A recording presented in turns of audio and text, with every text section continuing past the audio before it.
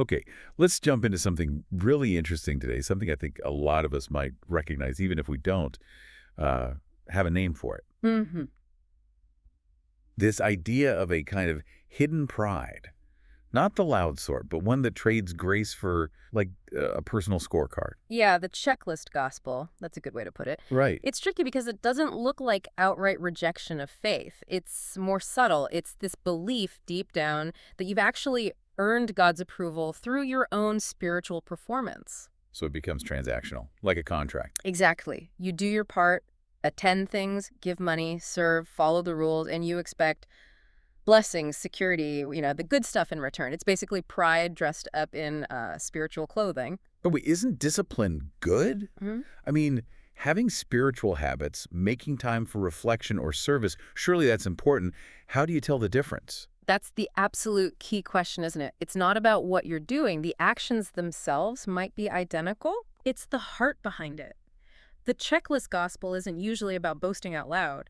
It's that quiet internal whisper. Like what? Like, well, at least I'm not like those people, or I did my bit this week, so things should go well. The confidence comes from your record, your spiritual GPA, basically, Mm-hmm. not from grace. Huh. So it's like using your spiritual metrics to validate yourself, kind of like how people use likes on social media. That's a really good analogy, actually. Right. Yes, and that's where it gets psychologically Wow, dangerous. so.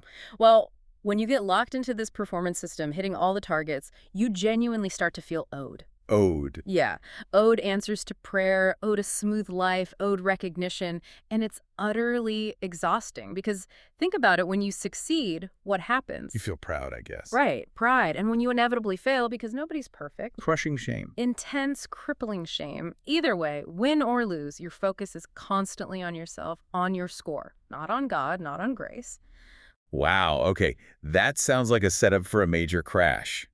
Because life isn't smooth, is it?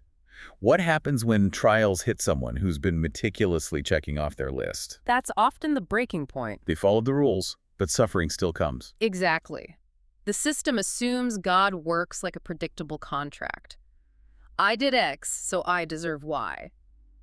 When life throws a curveball, sickness hits despite perfect church attendance, or loss happens despite faithful giving, the person feels betrayed. Because the contract wasn't honored. Right. The whole thing falls apart because a gospel based on human effort just can't handle real-world pressure. It has no category for unearned suffering if you believe you've earned blessing. Okay, so we need the alternative.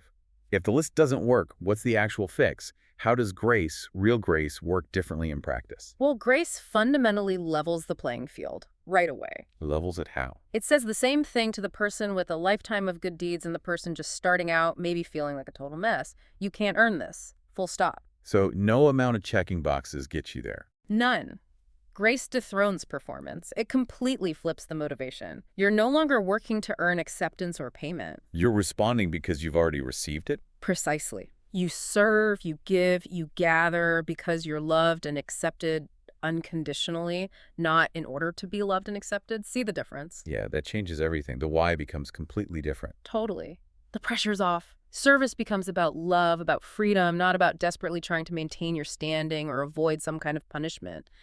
Remember who Jesus invited. Oh, All who are weary. Those worn out by trying to measure up, maybe worn out by that very checklist gospel.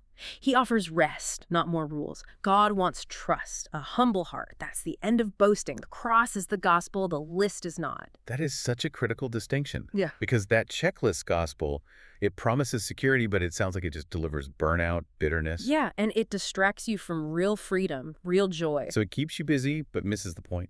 And, a final thought maybe for you listening to consider.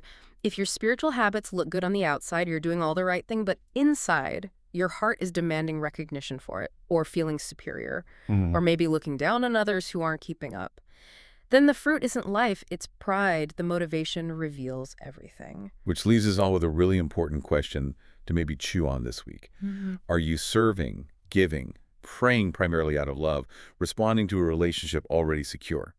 Or are you doing it mainly to earn favor, to keep your score up, to maintain your standing? The answer really changes the whole feel of your life.